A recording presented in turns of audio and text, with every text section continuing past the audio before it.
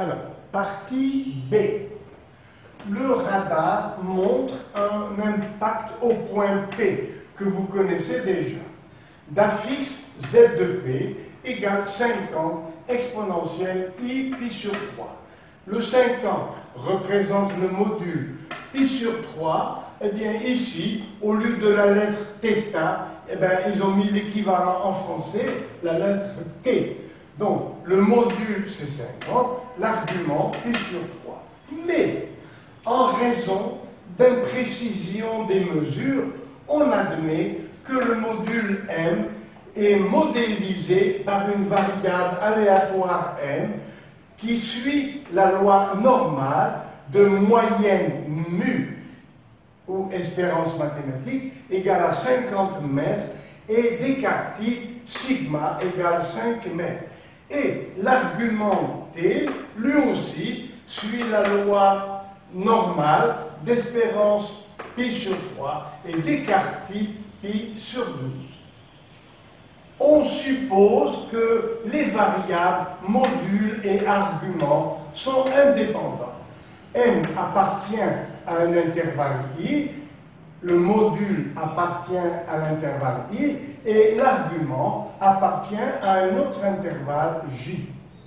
Première question. Calculer la probabilité pour que le module soit négatif.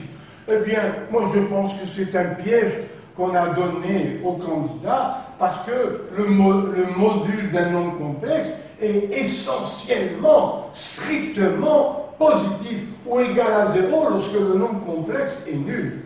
Donc ça c'était un piège. La probabilité pour que le module soit négatif, eh bien, elle est égale à 0 parce que ça n'existe pas. Je pense qu'il s'agit d'un piège. Alors, deuxième question. Calculer la probabilité pour que le module soit compris en 40 mètres et 60 mètres. D'accord. Alors, regardez bien. L'écart-type est de 5 mètres. Alors, je reviens en arrière de 5 mètres et encore une fois, deux fois, j'enlève à 50, 5 mètres et encore 5 mètres et j'arrive à 40. De l'autre côté, l'écart-type c'est 5 mètres. Encore une fois, ça fait 10 mètres. 50 plus 10, ça fait 60. Ouais. Donc, ce point a pour abscisse mu moins de sigma.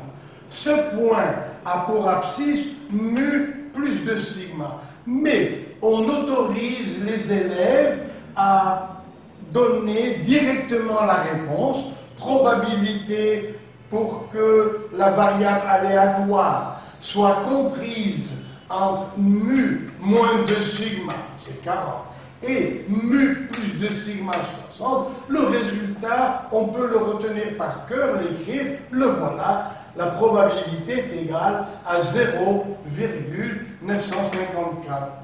Ça veut dire que 95,4%, vous voyez, de tous les modules sont situés ici, lorsque mu égale 50.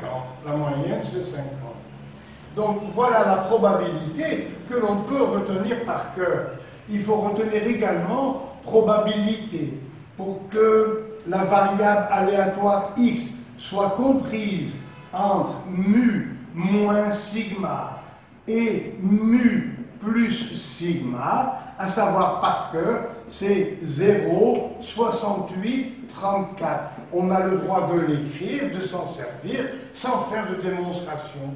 Et enfin, probabilité pour que la variable aléatoire x soit comprise entre mu moins 3 sigma et mu plus 3 sigma, eh bien, le résultat, lui aussi, est admis. On peut le retenir par cœur. C'est 0,997. Voilà. Ça veut dire que, pourvu qu'une variable suive la loi normale, alors, la probabilité pour que la variable soit comprise entre mu moins 3 sigma et mu plus 3 sigma, c'est 0,997.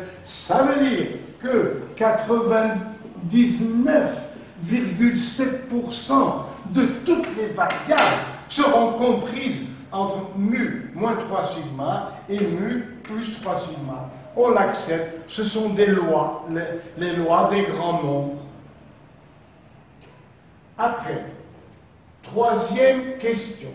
On admet que la probabilité pour que l'argument appartienne à pi sur 4, pi sur 2, c'est 0,819. On s'est admis.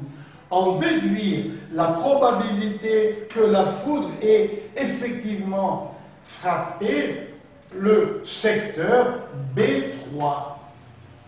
Voilà, B3, selon cette modélisation.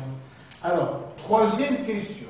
Le secteur, alors le point P appartient à B3. Si le module est compris entre 40 et 60, c'est ce qu'on a vu à la première question, et que l'argument soit compris en pi sur 4 et pi sur 2. Mais maintenant, on veut que le point appartienne au secteur B3 où nous avons ces deux conditions. Donc, on demande la probabilité pour que le module appartienne à l'intervalle 40 et 60, que l'on connaît déjà, 0,954, et que l'argument appartienne à pi sur 4, pi sur 2, et on nous a donné gentiment la probabilité.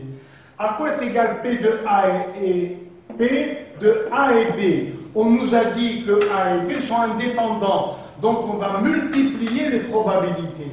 La première, nous l'avons vu, 0,954, et la deuxième, on nous l'a donné 0,819. On multiplie les deux probabilités et on trouve probabilité que le point d'impact de la foudre soit situé dans le secteur B3. Là voilà, c'est 0,78. Alors, je vous remercie. Cet exercice est terminé et je vais bien sûr me préparer et vous inviter pour l'exercice numéro 4, avec tous mes remerciements.